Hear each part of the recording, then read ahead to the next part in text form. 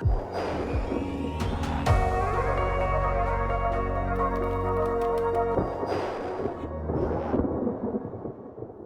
so we have Your Forest podcast, Matthew Kristoff on the show today. Matthew, you want to introduce yourself? Sure, yeah, I can do that. So, I'm Matthew Kristoff. I am a forester here in Alberta. I graduated 2012 and working at Greenlink Forestry, which is an inventory company, for the last 9 years almost, I guess. And a few years back, I started Your Forest podcast, which is just me wanting to talk to people that knew what was up and kind of get their answers, right? I can't really just call up some random doctor and be like, yeah, so what's the deal with grizzly bear conservation? Like, they're just going to not answer my phone call. But with a podcast, they can, you get that excuse to actually get some answers out of them. So started off like that. And now it's gone down a path of just kind of curiosity and whatever floats my boat, right? People always ask me, like, where do you get the ideas? And I said, that's just my crazy brain, man. Like, it's there's no rhyme or reason. It's just whatever tickles my pickle. That's what we're recording.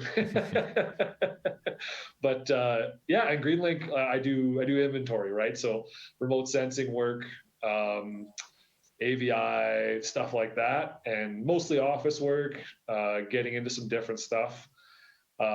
We focus most of our stuff on like ecosites.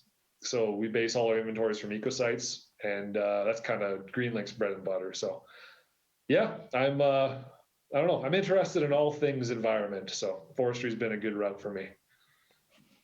How long have you been with Greenlink?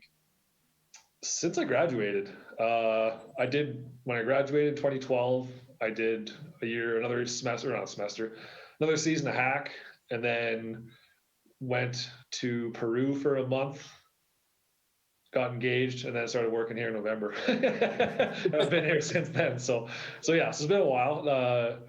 Honestly, the point was never to do inventory. Like, I didn't get into forestry to do inventory, right? Like, that was something that was so, when you're looking through the stereoscope in school and trying to figure out what's what, like, I'm never doing this again ever in my entire life. And when I started working here, I told Derek that I'd be here 5 years or so, long enough for my wife to get her master's and to kind of get some things sorted out, and we'd be gone. And then I kind of fell in love with the capacity, like what we can do with the technology we have and what I've learned and the insight it's allowed me to get on the forest. And not even that, just the relationships I've managed to build through this, because I just get to speak to so many different people from across the industry and even First Nations groups and government and everything. So I'm definitely, I feel like I'm here for the long haul now. I'm really enjoying it, and lots of cool opportunities. So, and the podcast fits so well into this that, it just made things easy. So touch on AVI. Like, I kind of thought the same thing in school, looking through stereoscopes. And does not sound like a job a forester wants to do, right? You're just like, I want to be in the bush. That's why I got into this. Yeah, like I remember making my eyes all dizzy and stuff. And then I remember going to Greenlink in school. We did a tour of your guys' office setup, and I remember the technology and the big screens and everything, and utilizing a lot of like LiDAR data and stuff. So you want to maybe like touch on transition of old school like AVI interp compared to like what you guys do now, and how that ties with LiDAR and maybe just touch briefly on that. Sure. Yeah.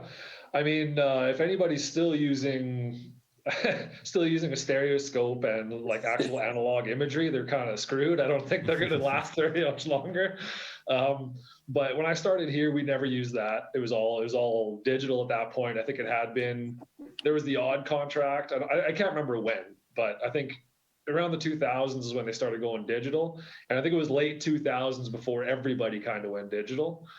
But the digital realm of your aerial imagery being in the digital realm just makes it so much more specific, right? Like, you can zoom in, you can zoom out, you can mess with the color, you can do all kinds of things that just allows you to see more specificity. And when you tie that with, the infrared, the false infrared that you can get, the fourth band. So traditional imagery was just 3 bands, right? Your red, green, blue. And then they added this false infrared band, which allows us to see the heat signature, right? So when you tie that into imagery, that blew things out of the water, traditional AVI, right? And then we started using LiDAR, and that blew things out of the water again. And then there's all these technological advances, right? And now they're doing LiDAR heights through photogrammetry. So just 2 images, a stereo pair, and the more stereo pairs they get, the better, but they can triangulate. If they get 3 images overlapping the same spot, they can triangulate the height of a tree that way now. So you don't even need LiDAR anymore, right? And then you get, and then even further, you get LiDAR that has a RGB value as well. So now you can get LiDAR that's an imagery, and it's just, it's all overlapping. There's so much that you can do, and there's so many different companies going different routes, trying to figure out the best way to do it. It's pretty cool, the stuff that you can pick out, right? And one of the most basic things that I think that really blew things out of the water as far as traditional AVI to kind of advanced AVI, what we do now, was leaf-off imagery, actually. It wasn't even the technology, it was just the timing of the images. Right. And that took us from a spot of being like, that's a D-density aspen stand, looking at whatever, 40% of the boreal forest, right? It's all D-density aspen. And you see underneath, and you got a C or D density of white spruce and fir. You're like, okay, that's not a deciduous stand anymore, right? That's a mixedwood, period. That changes everything of how there's lots of that too, right? Yeah, tons of that. Yeah. I would argue there's probably very few pure deciduous stands in Alberta. Really? Like you'll have stands where there's only a few spruce in the understory, right? Mm-hmm. Where it's like you consider it a pure D stand for sure, because it's only like say 50 stands per hectare in the understory of spruce, sure. But in my mind, that's still heading towards a mixed wood trajectory if you're to leave it alone, right? Right. So I've probably looked at, and I've only been doing this 8 years, 9 years. I've probably looked at like probably 50% of the province at this point. Myself, I've looked at it. Only 50% of the province. That's a lot. And of the forested area, I should say, right? And I can tell you that it's all mixed wood, man. Like it's just, and not just that technology advancement alone, just the going from leaf on to leaf off made a huge change in the way we see the forest and the way we manage the forest. And I think that like even forest tenures are trying to catch up to that. I was going to say that's really important now, knowing that, because a lot of the FMAs that are in the province are moving towards mixed wood because they want to preserve that understory or know what's available to cut eventually, because that's their AAC might be dependent on that. Mm-hmm. Yeah, it changes everything, right? Mm-hmm. Yeah, especially the way you harvest, then your AAC, amount of wood supply, all of a sudden there's way more conifer growth than we ever knew there was, right? Yeah. And I don't know how we missed it, really. Like when you walk into the bush, it's there, right? Yeah. But for some reason, because we couldn't see it from the air, it wasn't in the inventory, we missed it. But yeah, there's way more conifer than we ever thought there was. And so that changes things hugely as well, right? But yeah, so we're still waiting to see how policy catches up with that, how regulations catch up with that, how the industry catches up with that. But it's cool to see companies see this new information and adapt to it in a real way, right? It's pretty cool. So that's super cool. Yeah. Yeah, lots going on, lots of tech, lots of interesting things. Like they're doing AVI now with. There's people doing raster-based AVI, so not even image-based. They're doing like single tree, inventories. It's not AVI; it's a totally different beast, right? You can't meet AVI standards with it, but you can meet some sort of standard. You just don't know what it is yet, right? So there's lots of cool, exciting things happening. We don't know where we're going to fall in the end, but I imagine it'll be some kind of hybrid, right? I can't imagine us ever depending entirely on one technology when we're so used to having, 2, 3, or 4. Right. Why not use them all, especially if you kind of fly them all at the same time? But yeah, there's lots that goes into it, but yeah, it's cool stuff. Wow. On the LiDAR front, like, you guys use drones in LiDAR? Yep. You want to just maybe touch on what exactly you do with that? Is it only good for smaller size projects? or like how big an area can you do? What's the cost efficiencies versus flying it, and like different types of things like that. I always kind of wondered that personally. So if I don't know if you have any info on it. I have I have residual info. Like I don't do much of the drone stuff, but I talk directly with the guys that do, right? So Yeah. there's a lot of people that do only drone stuff now, apparently. But yeah, there's right now the big problem is the regulations. You can't fly over a certain height or outside of your line of sight right now, period. Yeah. So It's a big so limitation. that's huge restrictor, right? So that's a problem. You need a pilot's license to fly over 300 feet or something. I might be wrong about that number, but it's not very high.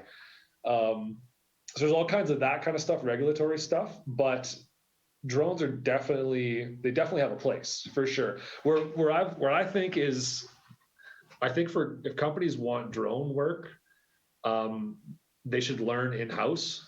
You get your own drone, learn in-house how to fly it, because where it's going to be, in my opinion, where it's going to be cost effective is if someone's going out to a block to do something anyways, you bring the drone flies a block in 15 minutes, and you got some like a picture, like a timestamp of a permanent picture of that, right?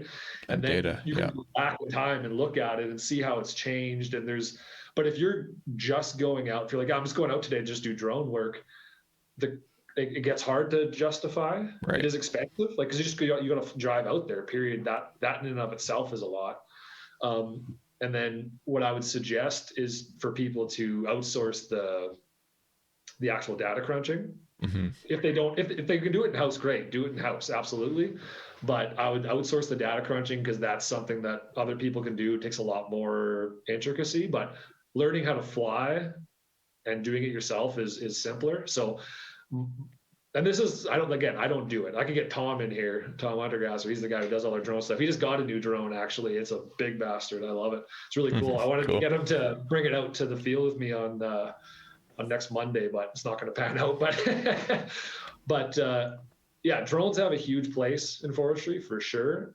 It's all in the small scale, right? So I would say doing your log deck volumetrics, doing your like maybe even standing timber volumetrics at some point, doing pre-harvest assessments, road layout, maybe even kind of, or road recce. Yeah, road recce. Like there's lots of small projects that I think it's super valuable for, and it'll be a tool in the toolbox. Yeah.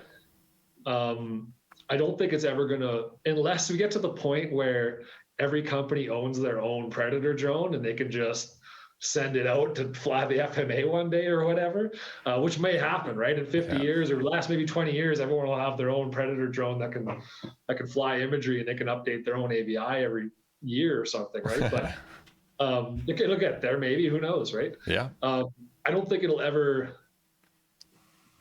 soon take off, like as far as that's concerned. I think fixed wing aircraft imagery is still, the cost per hectare is so cheap, right? Especially with the pixels, you can get so low now, right? Like 30 centimeters easy to get. You can get 5 centimeter, you can get all kinds of stuff. I don't think they're really competing with one another. They're different things. Right now, I should say right now. Technology's changed, things advance. Who knows what it'll be in the future? But right now, they're different things, and yeah, it's cool to see what people can do, because they can do a lot. I got a scenario. Like I know you mentioned you're not the main drone guy, so if you can't answer it, just let me know. But say you have a 80 hectares or 100 hectare area that you want to go and get LiDAR for, say 100 hectares. Are you better off to use plane or a drone? No, that would be a drone. But again, it's way more complicated than that, because it depends on, like, why do you want the LiDAR, right? If you want tree heights, like the government flew LiDAR 10 years ago or whatever, you can guesstimate from there, right? If you want something more specific, then yeah. And if you can do it for cheap, then yeah, the drone would be the way to go. We're talking more like, let's say, for example, that the regulations changed and you could fly as high as you wanted to and as far as you wanted to. You didn't have to be line of sight. There might be a little more overlap in fixed wing versus drone, but for now, it's something like 100 hectares. Yeah. one spot at 100 hectares, yeah, you do a drone. But for example, Greenlink does RSA update for a lot of folks, but we do it as a big package, right? So we have stuff all over the province, and it gets flown. He gets 3 or 4 companies doing it, flying it with fixed wing, right? But that's because he's jumping all over the province doing it. So if you have to get like an entire year's worth of cup locks flown for RSA drones, it's going to cost you so much for a drone, so much. Yeah. It's more those really specific small scale stuff. If you're out there anyways, fly it and you got the data. I think the people, I shouldn't even say this, but I think the people who are doing just drone work are probably struggling, because it's, I just don't see how it could be super cost effective at this point. But again, I have no idea. That's just my speculation. I imagine, again, it'll be a tool in the toolbox, not necessarily a solution in and of itself. I think maybe like small earthwork things, like say like construction industry, like road construction, or building like camp, like moving in a camp to location and figuring out all where you're moving the earth, or maybe like oil field, like building well pads and stuff, like just being able to properly figure out what the contours and everything, like what the land was like before, so when they go to reclaim it in 50 years from now, maybe having better information. I know right now a lot of the orphan well stuff sometimes was done years ago, so they don't have the proper information for putting back for reclamation and remediation purposes. So I think starting to track more of those things in the initial phases, maybe there's a huge value there. Oh yeah, and I should have prefaced that when I said doing only drone stuff in forestry. There's lots of only drone people in other industries like oil and gas and construction that are doing super well, because there's plenty of applications there. Because I think the difference is, if there's a high cost going into a small area, the drone is worth it. Yeah, that's the difference, right? Where forestry, we're low cost over large areas, so the cost benefit analysis doesn't really work out as often. It's harder to do. But yeah, like you said, I think probably most companies are flying some LiDAR metrics when it comes to well pads and that kind of stuff. Yeah, there's plenty of application there. I was more talking specifically forestry. Yeah, and I think forestry is really restricted by legislation, right? Like you already touched on the line of sight, but even things like having it be allowed within their processes of legislation that they have to work within, right? I think that's a huge stepping stone too. Yeah, for sure. There's all, the legislation is always catching up to technology, right? Same thing with policy. If we wait for the policy and legislation to tell us what to do, then we're in trouble. So one question I had, because I always think about this, like when you're doing lots of field work, there's certain health things that come up long term, like getting your hips and your knees wearing out, and you're getting sore back from carrying lots of ribbon and things like that. I remember staring through a stereoscope in school and my eyes getting dizzy and stuff. What kind of things do you guys have to do, or what do you do that helps sort of long term maintain health with vision and things like that, like and just being in a chair a lot, interpreting all this stuff? It's hard. Classic office problems, right? I got the carpal tunnel, I got the bad back from no, we're not in the field all that much anymore. We still go out, but not as much as I would like. But yeah, surprisingly, the eyesight thing hasn't been an issue for me. I think because I'm wearing 3D glasses, I don't have them here. Right.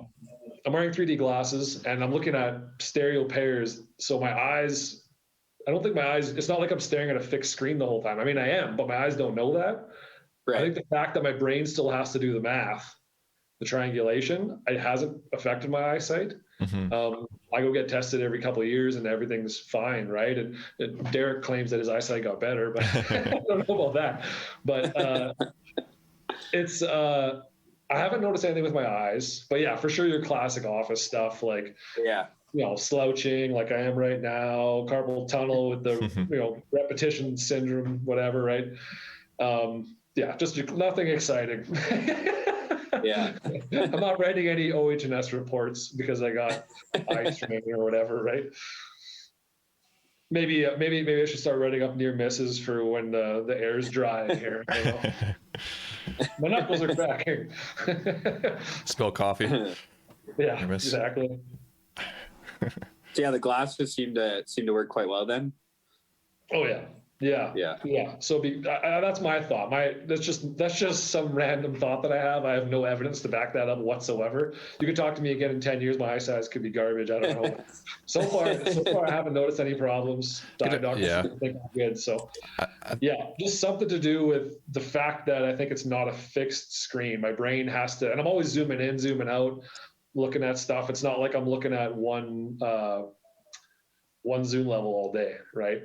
Constantly moving around doing stuff. So I think that must do something that it regulates it a little better, right? So yeah. I had a friend who was doing that for a while, and I think it depends on the person because it really affected him badly, and he couldn't continue because it was straining his eyes. But I think maybe that's because he had glasses on before, and his eyes were maybe a bit subjective to being harmed more because of the way his eyes were. Who knows? Yeah. It's different, right? I can only speak for myself. Yeah. So I wanted to transition into your forest podcast. Sure. So yeah, just tell me a bit about it. Like, when did you start it? You mentioned why you kind of got into it. When did you start it? How many episodes have you done? What are some of the, this is a loaded question, but what are some of the like coolest things that you learned and most interesting people that you've, I guess, had on your show? Sure. It's funny because I'm so used to asking the questions. There was an episode with Laura Calandrella. I think it was episode 101 or something like that. I don't know. And she started asking me questions, and I was caught totally off guard. I was like, I don't know. Give me a second. You guys come up with good answers on the spot. What? No, the podcast started, I think it was 2017. Like I said, just a flash in the pan. I was excited I was trying to find information, easily digestible environmental management information. Couldn't find it anywhere besides research papers, which are not easily digestible. And I just started talking to people on recording, right? I did a bunch of research and all that. And it kind of morphed into something where I'm kind of seeking answers to these bigger questions as far as what are we trying to accomplish? Is it the right way to go about it? What about, like, this season has been all about social stuff for the most part. A lot of social stuff and like mindfulness stuff. Hasn't really been about the environment, more about, how would I word it? Just, I guess, looking inwardly and reflection, right? Why do you do this work? Why are you excited about it? Why are you dedicating your life hours towards this subject?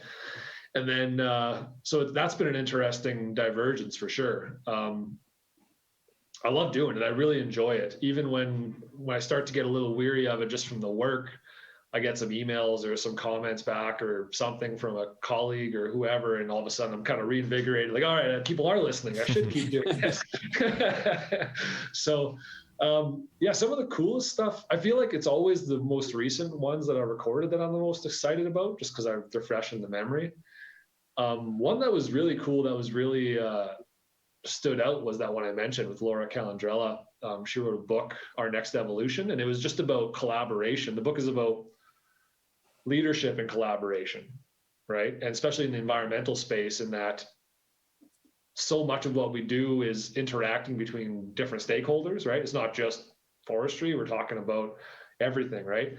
Like, we technically manage for everything, right? You look at your voice, right? You look at water and biodiversity and species at risk and First Nations values and recreation and all this stuff. And so there was a conversation about leadership and preparing yourself to be a good leader and to collaborate well. And how do you do that, right? And the truth is, it's a reflection. You have to be willing to take criticism and that kind of stuff. And so, totally unenvironmentally related, really. It was more like a yoga podcast or something, right? Like, it was more Buddhist or something like that.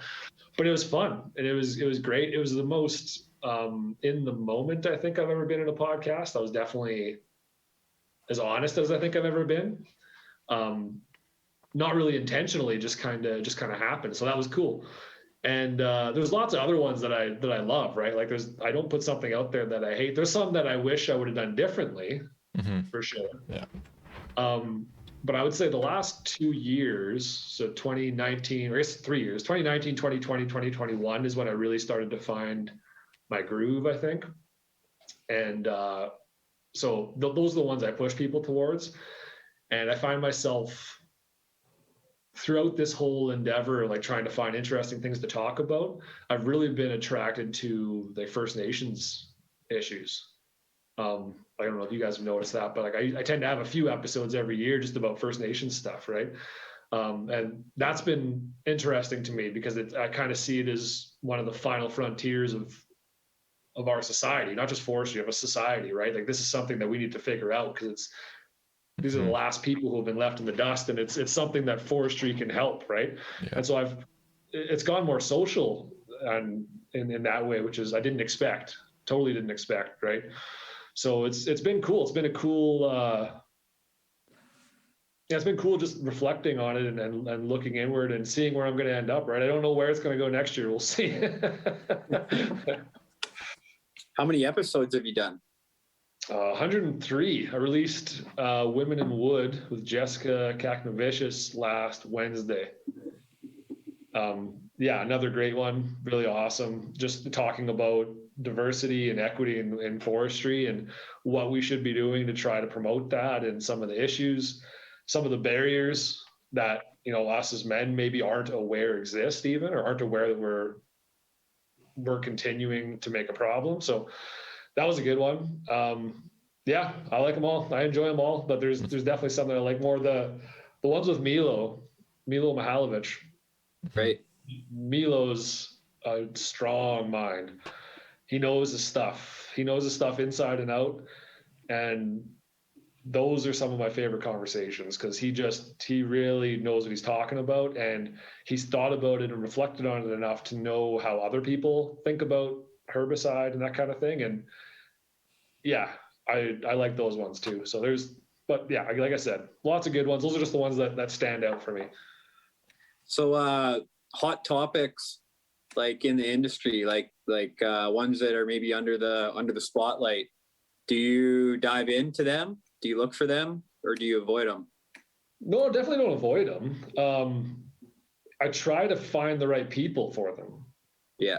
That's the concern, is like I had some early on where I talked to guys, and it always seemed to be guys. I just had the luck, but talked to a few guys where after I recorded, I was like, oh shit, I didn't know about this.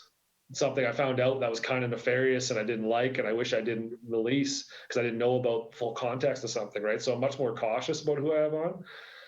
No, I try not to stay. I think that stuff, that contentious stuff, is the fun stuff. Mm-hmm. Yeah. And that needs to be talked about. Yeah, me too.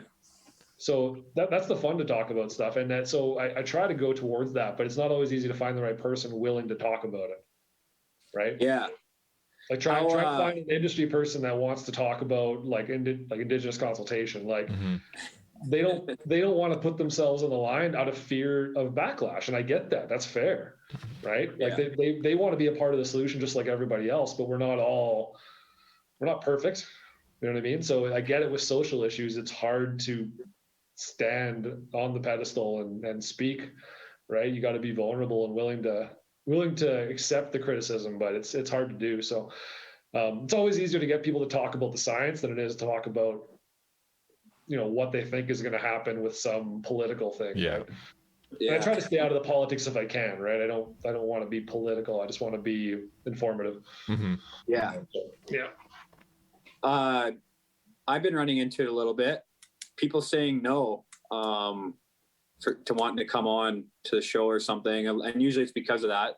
They don't want to be under the spotlight on a specific issue that could maybe get them in trouble or something. How often do you get told no when reaching out? What percentage, or like how often does that come up? Like when you're asking people to be on your forest podcast? Now it doesn't happen. It did a lot. More with government folk because they have to go through the proper channels. They're not free to just talk about it. Some with some there was a few oil and gas companies that same thing. They just wanted to steer clear of it, right? Whatever, for whatever political concern that they had. But I've never had an industry person say no. I've never had a researcher say no. I've had a researcher say later, I'm busy, a lot of that.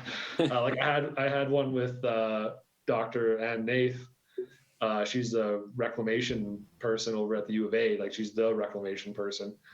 And that's coming out in a couple of weeks. And we were trying to talk for 2 years.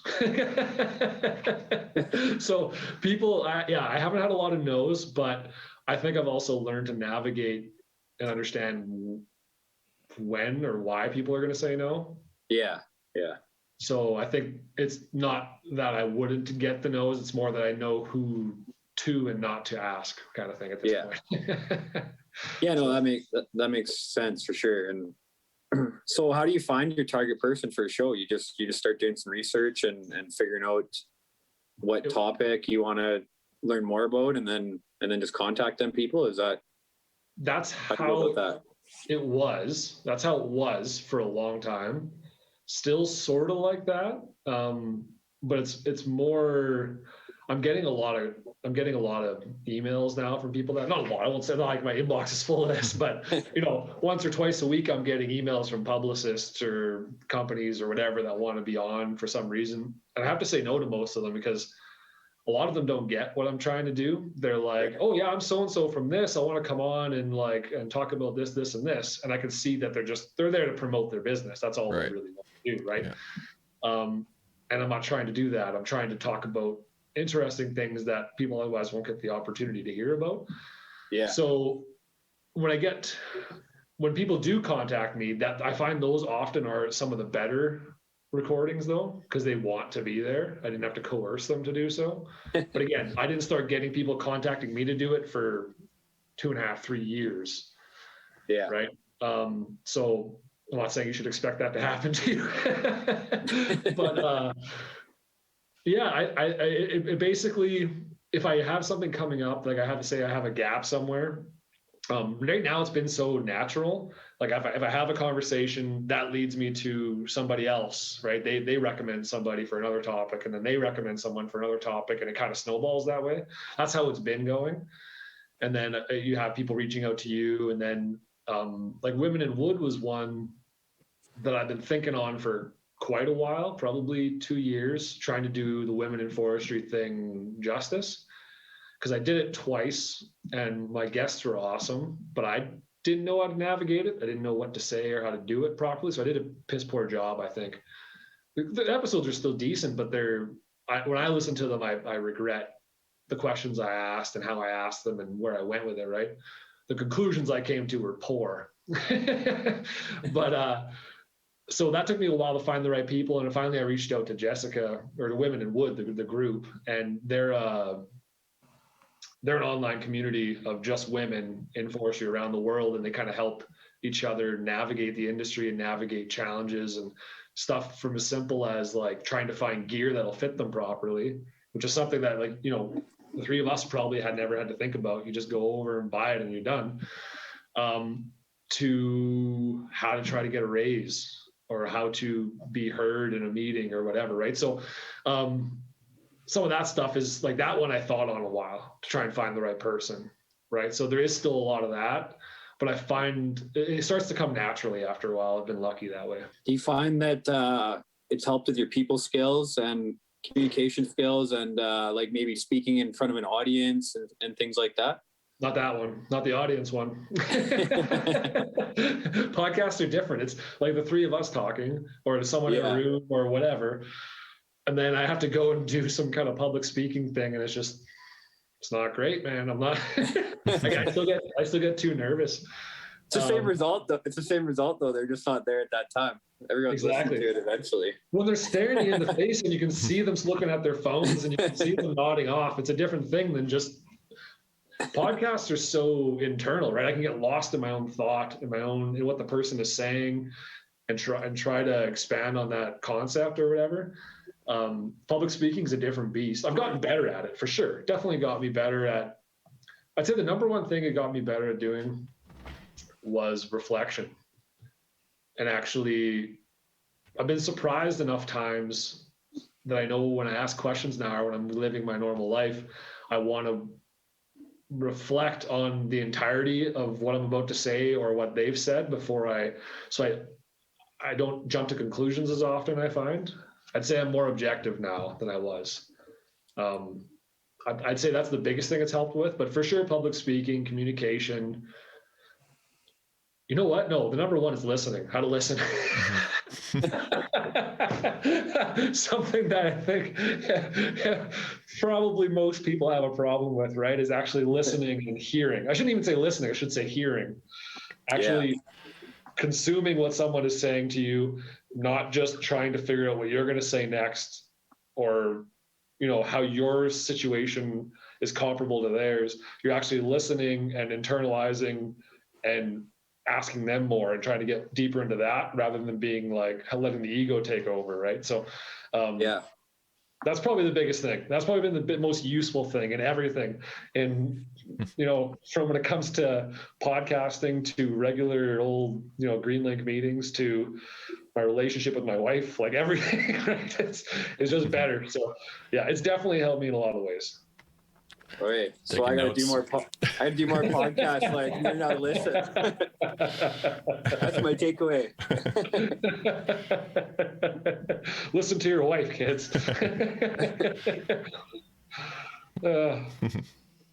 Just writing that down. Learn how to listen. Remind yourself of, yeah. More podcasts equals better listener. Hopefully. At least I think that of myself, but I'm full of ego, so. So yeah, that covered off a lot of your forest podcast. I think it's really great what you've been doing. I like the sort of background about why you went into it and how it's kind of transitioned over time. Mm-hmm. So yeah, thank you for that. And those are all the questions that I had. Did you have any questions for us? I know at the beginning you were kind of asking us a little bit about how we plan to do it and stuff like that. Do you have any questions for us? I guess I'm flipping the script here. Yeah, for sure. Yeah, well, like you were saying before, right? You got to get some microphones like Mark's got going. Get your audio quality up. That's number one. That was before I even started. That was something that I found that people were talking about, right? Like nobody wants to listen to a crap audiogram, right? Yeah. So that was the one thing of that, and I think you guys have a natural talent for it though. Like you seem engaged in it and genuinely interested in like what I had to say and that kind of thing. So that's key, right? Like actually caring, actually wanting to do it, not just doing it for some end goal of, what I mean, money or whatever. Actually being interested in the conversation is big. Yeah. What about so you guys are just on YouTube now, right? Are you going to try and do everything else, get onto Apple and that kind of thing? Yeah, we're taking your advice on different kind of feeds for our website and be able to upload to like Apple, Spotify, wherever there's a host for podcasts. YouTube is just easy now because you just plug in the video and upload it. But yeah, like you mentioned, some ways to upload it to Spotify and other platforms. So we'll definitely be doing that to extend the reach. Yeah. Do you guys got a logo yet? Oh yeah, we got the branding down. Oh no, not for the podcast. So I think we're just maybe do. Yeah. Yeah. We need to get some sort of a microphone in the tree or something for the Forteck don't do that. Logo. Don't do a microphone thing. No. That's overdone, man. Stay away from microphones in the picture. That's like 70% of the podcasts out there have microphones in the picture. Just do something unique. Yeah. It doesn't need to look like it's a podcast, right? It just needs to be something interesting, something that's branded too, so people can look at it and know, oh yeah, that's that podcast. Yeah, exactly. Like mine, I think my first episode came out in August 2017 or July, something like that. was about 3 months before that where I was just researching, whether it was for audio, like how to get the best mics, how do I go about making a logo. My first logo, so the one that's actually still on, I think it is. Yeah, the one that's still there. That is actually a white birch leaf on a white piece of paper that I like filtered the shit out of through Instagram. And then, or maybe it wasn't Instagram, it was something else. And then I overlaid this is so backwoods, like it's not, it's so untechnologically advanced. I took a picture of a white spruce in a cemetery because there was nothing behind it, right? It was like, I could what you call it, skyline it. And then I overexposed that image on top of the birch leaf, and that's what that is. Huh. It was just so. I would highly recommend hiring somebody to do this. It's more fun and more connected to it when you do it yourself, though. Right? Yeah, for sure. I also had no money at the time, so I think the first year I didn't have any funding because I wasn't really thinking about funding. It was more just like something to do, but. Yeah, if you got some backing from Forteck there, then yeah, you throw a little bit of money at it, might help. But yeah, it's cool what you guys are doing, and it'll be interesting to see what kind of content you guys can punch out, and it's great. I love it because I'll be listening for sure. If you have more conversations like this on, then I'll definitely check it out. It's another opportunity for me to learn, right? Yeah, the more the better. I think it's definitely a space that's. There's lots of room for people to have discussions about and make podcasts for. There's tons of room for that. And it's, the more the better, like having, because it's not a lot of it. A lot of it is like the podcast space is comedy or entertainment, not a lot in industry. So. Not forestry, especially. Yeah. Yeah. I think when I started, I think mine was there was one other one, what the heck is it called? Leadership in Forestry or something like that. And he's still running, I think, that podcast. And it's interesting. Oh, lost Brandon. Oh. Whoops. You're the host now. Prince George, right? That's where he's at? Yeah. Well, they must have crappy Wi-Fi or something. But the hell was I saying? We're talking about the podcast in the industry and who is. Oh yeah, there wasn't really anything. So it's exciting to see more of it come out now. Mm-hmm. Right? Like people are actually talking about it. Yeah, it's good. I think the more content we can get out there, the better, right? Because forest industry has notoriously been quiet. Yeah, we don't want to tell our story. We kind of work in the shadows and do what we do and don't talk about it. Mm-hmm. And it's gonna be the nail in our coffin if we're not careful. Yeah, I think once COVID's over too, and we can start actually gathering again, like it'd be nice to be able to sit in person again and have podcasts. Because, doing it over Zoom, it's nice. You can do it, but nothing beats one-on-one conversation. Yeah, I've been doing them over this program called Zencaster. I was telling Brandon about it earlier. That's how I record my remote conversations. Okay. And that's because there's like a live backup. So if you were to lose connection like Brandon just did, right, you wouldn't lose all the audio. Right. And so they're backing it up onto their servers and onto your local server. But also I wanted something that I could not do video. Right. And yeah. they built that specifically around podcasting. What was that called? Zencaster. Yeah. It works out pretty great. They just started a video portion. Okay. So you can do video now on there. But I love it. Like even if I've had, because of the way they're recording it, even if it sounds like crap in my ears for some reason, like say it gets choppy, mm-hmm. The local drive is picking it up clean. Right. Yeah.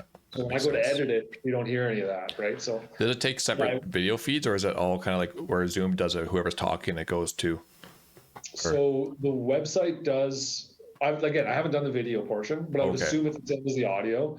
Yeah. You're recording. It records individual tracks. Oh, nice. Okay. Which is what you want, right? Individual tracks, because as soon as if you try to put 2 people or 3 people on one track and one person's quiet, you're screwed. Yeah. So you got to be able to equalize those. But there he is. Hey-o. Hey, I don't know what happened there. My internet just completely stopped working, but I'm here now. We're just talking shit about you. No big deal. It's making fun of me because I got no mic. You sound actually pretty good. I was surprised that your audio doesn't sound terrible. So yeah. These mics are the ones that I use, but they're cheap. This is a Samsung, or is it Samsung? I think it's Samson Q2U or something like that. It's like an $80 dynamic mic. It's pretty good. I do a lot of editing in the back to make it sound decent. Like what we're recording right now probably doesn't sound as good as my podcast just because of that. But if you want to get real crazy, you can buy something like the Shure SM7, which is like a $500 7B microphone. Yeah, I'm actually gonna, as soon as I get back to person recording, like in this room, I'm going to rent a couple of those. You can rent them for like $40 a month. Oh, nice. Or $20 a month or something. It's crazy cheap. So I'm going to test them out and see if it's worth the shift. It's debatable apparently. So. Yeah. I have a Shure. I'm using a Shure. What is it? 57, I think. Shure 57. It's like the actual. It's not it's one you put next to amps for recording guitars and stuff. But it's the same as the one you have on stage with that ball on top. But I just put a pop filter on to make it look like a legit mic, not a musical mic. And it seems to work pretty good, I think. But like you said, having those individual tracks, so I don't know if you can do that over Zoom or not, but get those individual recordings to edit and post produce. Yeah, and if you capture the audio good the first time, it's fine. But if you're going to do this, you're going to run into issues, and you want to be able to manage each track separately. If I couldn't do that, I would have had a lot of bad recordings. Right. There's stuff where, especially with Zencaster, over Zoom or whatever, right? Because people have dogs barking, kids yelling, fans going off, and yeah. But I would love to see you guys keep this up and keep having these honest conversations, because your take on it's going to be different than mine, and the forestry industry, or just forestry folk need a voice, right? Because we've been so quiet and kind of working in the shadows, and most of the world just assumes that we're some kind of pillaging industry, just money hungry, grabbing trees and walking away with fistfuls of cash, right? Yeah. So we need to try and curb that perception somehow. So I agree. I think this is a good way to do it. Yeah, 100%. Hide that cash. I can see cash on your bed, Brandon. Just put it under the pillow. Maybe cut this part out. Awesome. Well, yeah, I really appreciated your time today, and hopefully we can do it again. Let's say like 3 years from now. Let's see where we're at and how we're doing in our podcast. Yeah, absolutely. Let's do it, man. I don't often go on tangents like these, so I'm definitely very conscious now when I'm talking for like 4 minutes straight. I'm like, you should shut up now. Well, it's been a good experience for me too. I've become a loudmouth, maybe. I don't know. No, I think it was great. I think it was a good podcast. No, it was awesome. Yeah. Maybe thanks for having me on, guys. That was cool. Maybe you have to get me on your show and grind me with questions. Yeah. No promoting the show, okay? Yeah. So that I know what it's like, so I don't put everyone else too much on the spot. No, you were good, man. That was perfect. That was really good. No, those are good open-ended questions, right? Nothing. I think. Yeah, I don't know. It's everyone's got their own different way of interviewing and asking those questions. And I've done literally no research into interviewing and how to do it, besides just feeling it out. But I think that's the way to go. You guys did well, kind of building that storyline, right? Where'd you start? Why are you doing this?